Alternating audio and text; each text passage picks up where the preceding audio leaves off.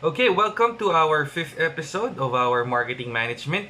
Today we'll be discussing the changing marketing environment. The objective of this is to identify the key methods of tracking and identifying opportunities in the environment. And because we are in a constant changing environment, therefore we have to understand what are those environments so that we can easily track them. Okay.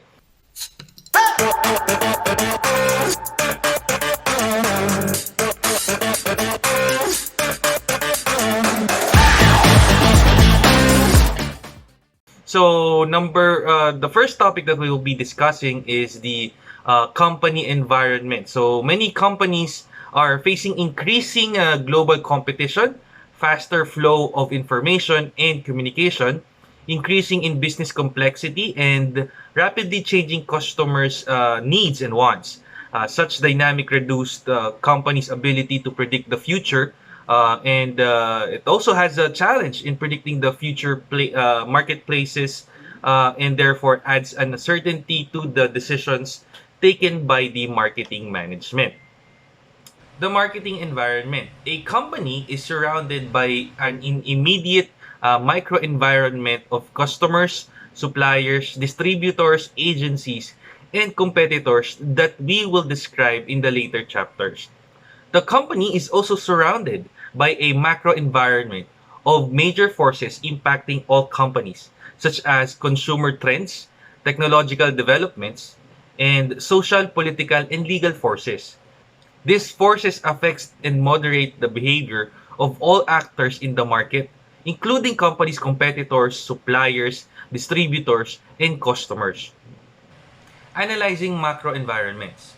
Successful companies recognize and respond profitably to unmet needs and trends. We distinguish among fads, trends, and mega trends. A fad is an unpredictable, short-lived, and without social, economical, and political significance. A company can cash in a fad such as Tamagotchi, Pokemon, Build-A-Bear, or Polly Pocket. But getting it right is more a matter of luck and good timing than anything else. A trend is a direction of a sequence of events that has some momentum and durability. Trends are more predictable and durable than fad. A trend is a direction of sequence of events and some momentum of durability. Trends are more predictable and durable than fad. A trend reveals the shape of the future and provides many opportunities. For example, the percentage of people who value physical fitness and well being has risen steadily over the years, especially in the under 30 age group and among young women, in the upscale consumer, and people living in the Western world. Another is what we call the mega trend. Can be described as large social, economic, political, and technological change are slowly to form. And once in place, they influence us for some time, between 7 to 10 years or longer. A current megatrend is sustainability, which managers should not ignore as a central factor in long-term competitiveness in their companies. Now we will discuss the environment. The first one is the socio-cultural and demographic environment. There is a little excuse for being surprised by demographic development. An example is the Singer company who manufactures a sewing machine in their household or for the household have known for years that its sewing machine business would be hurt by smaller families and more working wives, yet it was slow in the responding. So what happened is uh, the target market of the Singer company is the households, right? Especially the housewife.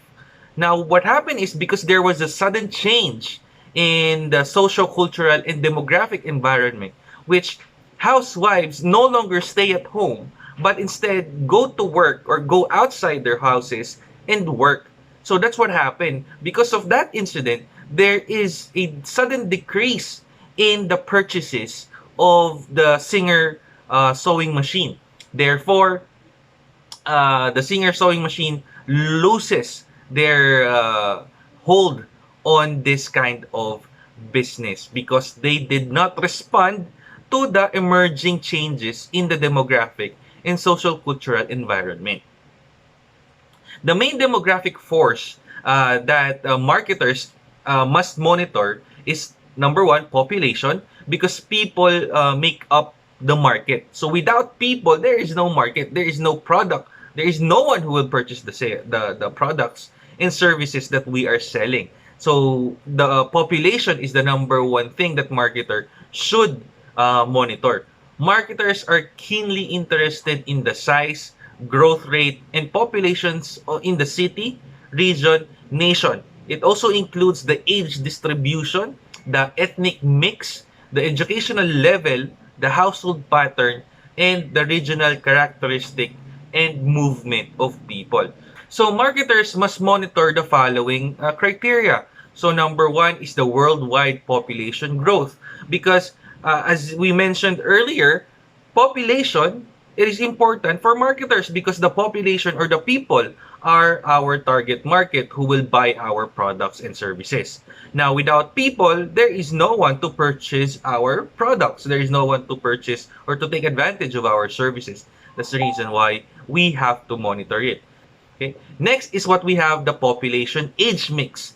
So the marketers also must understand or also must monitor the age of the population because some products that we are selling in the market or that we are offering in the market is based on the age of our target market. So for example, if you're selling child toys, you have to understand how many children has the population have. Or you also want to look into the are this population already capable to purchase the certain product and services.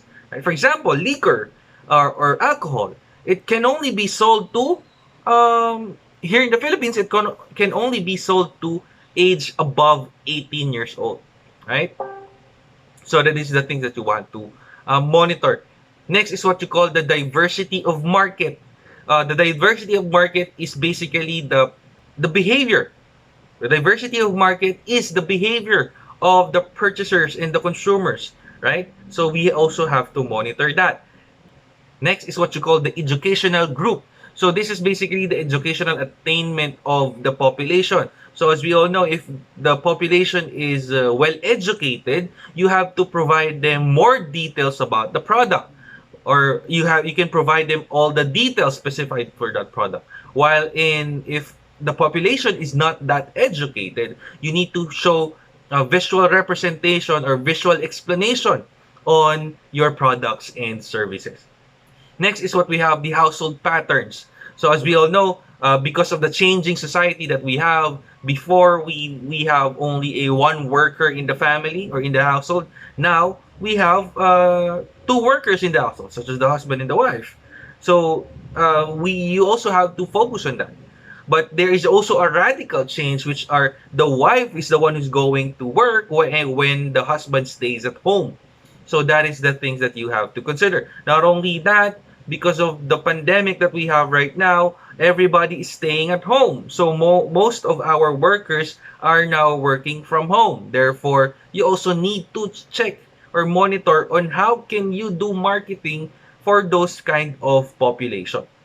Next is we have the geographical shift in the population. This is most common when there is migration of people. So for example, here in the Philippines in the 1980s and the 1970s, there is a mass migration to the United States of Philippine population, right? Because of the political uncertainty here in the Philippines. And not only that, because there is a booming business or there is a booming industry in the United States. Right now we do have a brain drain because our nurses, our medical practitioners do go to the other countries, Western countries, who can really pay them more than what they receive here in the Philippines. So those are what you call the geographical shift in the population. So geographical shift in the population, the available purchasing power in an economy depends on the current income, price, savings, debt, and credit availability. Marketers must pay careful attention to trends affecting purchasing power because they can have a strong impact on business, especially for companies whose products are geared to high income and price sensitive consumers. Income distribution. Worldwide, there are four types of industrial structure. So number one, we have the subsisting economies, such as Papua New Guinea, which 85% of their population directly derive their livelihood from farming. So leaving few opportunities for a marketer to provide certain products and services. Next is what we have, the raw material exporting economies. So such as Zaire, which they export um, copper, and Saudi Arabia, which they export oil. So with good marketing markets for equipments, tools, supplies, and luxury goods for the rich. So if you look at Dubai, you will see all the luxury products there because the population there in Dubai is really rich. Next, what we have, the industrializing economies such as India, Egypt, and the Philippines.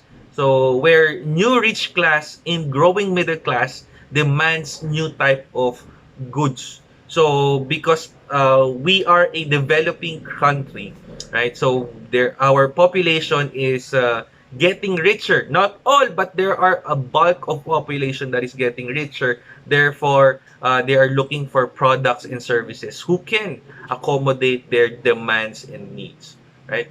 And lastly, we have the industrial economies, so such as the Western countries, such as Europe and the United States of America, which are rich markets for all sort of goods and products. So usually, marketers and companies do target those kind of countries because of their population has the capacity to purchase products and services. Marketers often distinguish countries using five different income distribution patterns. So number one, we have a very low income. Next, we have mostly low income. Third, we have very low and very high income. Then we have the low, medium, high income. And lastly, we have the mostly medium income. So that is how they distribute the income pattern. Another factor that affects our environment, which the economic environment, is savings, debt, and credit. So consumers' expenditure is affected by savings, debt, and credit availability to the population. So consumers are naturally concerned with how much they receive each month in the form of their earnings for their work or from their pension or from other government transfers such as unemployment benefit, family benefit, sick pay, and from their savings. So based on that, it will depend, okay, the marketer structure or the marketing structure will depend on these factors. Why? If a consumer is bounded, or if a consumer saves a lot of money for their income, therefore there is no possible, or the marketers will have a hard time convincing this population to purchase because they look into, they oftenly save their income or they save their salaries, right? But if you look at the other countries, such as a very consumerism country, such as the United States, people do have a strong credit. Okay, people can purchase products in credit, right? Because they have a good credit facility, they have a good credit scoring system. Therefore, a customer who is really do not have such cash on hand or on their bank, they can purchase products and services in credit, right? So those really affect the marketing plan and structure. Next, what we have, the social cultural environment. Society shapes the belief, value, and norm that largely defines consumers' taste and preference. People absorb, most unconsciously, a worldview that defines their relationship to themselves. to others, to organization, to society, to nature, and to the universe. So, view to themselves, people were mostly pessimist when asked about employment, the environment, ethnic or ethics, and personal safety, right? So this is how people view themselves, especially right now because of the social media. Most of our millennials or most of the population tend to have uh, bad view about themselves because they can see other people, right? They envy other people, therefore they are depressed because of that. They want to have what the other people have, right? So that's the reason why sometimes most of our millennials right now are feeling depressed because of what social media impacts to them, right? Next, we have the view of others. So people are concerned about the homeless, crime, the victim, and other social problems. At the same time, they seek out their own kind for serious and long-lasting relationship, and they avoid strangers. Right. So this is the type of people who are really serious about everything, really wants about safety about themselves. Right. Next, we have view of organization. Many people today seeks work not as a source of satisfaction, but as a required chore to earn money, to enjoy their non-working hours. So companies need to find a few new ways to win back consumers and employee confidence. They need to make sure they are a good corporate citizen and that their consumer message are honest, right? Next is what we have, the view of society. Some people defend society or what we call the preservers, but some others also run it or run the society, which are the makers. Some take what they can from it or what they can take from the society, which is also known as the takers. Next, we have some wants to change it, so the changers. Some are looking for something deeper or what we call the seekers, and still others want to leave it or what we call the escapers. So these are the kind of views that our consumer look into our society.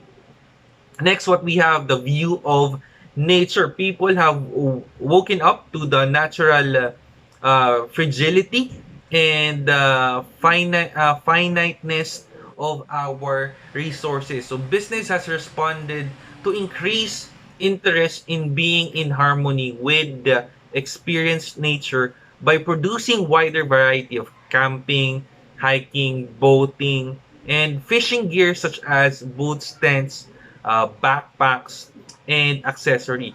The next view is we have what we call the view on the universe. People vary in their beliefs and the origin of the universe and their places in it. So ethical behavior among businesses are gained significant prominence in the recent years. And research suggests that religiosity may have a positive influence on corporate social responsibility support among the consumer. So right now, because of the people are really aware of the changes that is happening in our environment or the climate change, some of our consumer tend to purchase products and services that complies or have action for climate change, right? Or contributing to the to slow down the climate change, such as recyclable materials, right? Such as this biodegradable, disposable products and services, and the packaging. So those are the things that we that these consumers are looking into, right? Next is what we have, the highly persistent of core cultural value. So core beliefs and value are passed on by parents to children and reinforced by major society institutions such as school, churches, business, and government. An example of a core belief is, let's say, the limiting or only accepting two kinds of gender, which is the male and female. right? So this is being passed on by parents, right? It is also being passed on by school, churches, businesses, and government, right? But there is also what you call the secondary belief.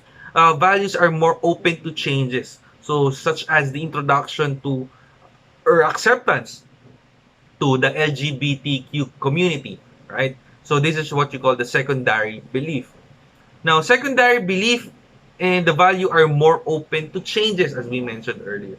So each society contains subculture, group with shared values, beliefs, preference, and behavior emerging of their special life experiences or circumstances.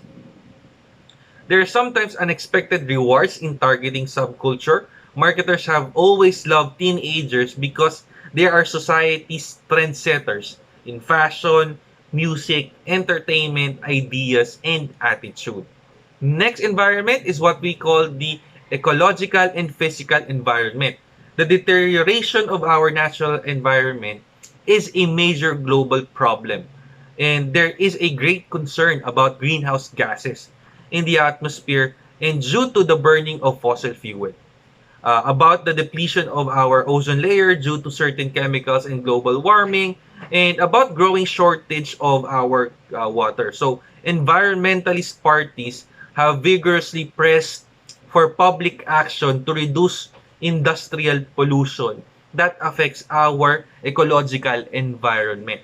So as you see, there were changes in our laws such as the Clean Air Act, we have the Clean Water Act, and other actions that our legislation is doing to ensure that they can protect our ecology. And also, right now, we have the Supreme Court rule on the writ of kalikasan to protect our environment or our ecology. Next, we have what we call the corporate environmentalism. It is the recognition of the importance of environmental issues facing the firm and the integration of those issues into the firm's strategic planning. So marketers practicing corporate environmentalism needs to be aware of the threats and opportunities associated with four major trends in the natural environment. The shortage of raw materials, especially water, the increasing cost of energy, the increasing pollution level, and the changing role of the government. Next environment that we will discuss is the technological environment. One of the most dramatic forces shaping people's lives is technology. Through the years, technology has led such wonders such as the penicillin, open heart surgery, the birth control pills, and such horror such as the hydrogen bomb, the nerve gas, the submachine gun, right? It has also given us such mixed blessing such as the mobile phone and the PC game or PC computers that we have. So it really changes our society. It really changes how humans interact with each other. It really changes our lifestyle. Next, what we have is the political and legal environment. The political and legal environment consists of laws, government agencies, and pressure groups that influences and limited various organizations and individuals. Sometimes these laws also create new opportunities for business. Two major trends in political legal environment are the increase in the business legislation and the growth of specific interest group. So increase in business legislation has four major purpose. So one is to protect company from unfair competition, to protect consumer from unfair business practice, to protect the interests of society from unbridled business behavior, and to charge businesses with the social cost created by their products and the production processes.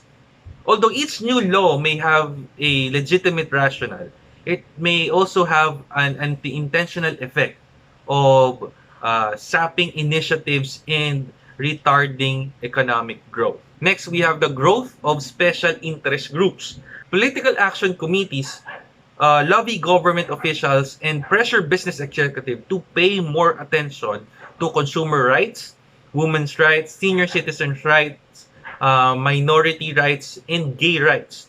Many companies have established public affairs department to deal with this group and issues. And important for an important force affecting business is the consumerist movement, an organized movement of citizens and government designed to strengthen the rights and power of buyers in relation to the seller.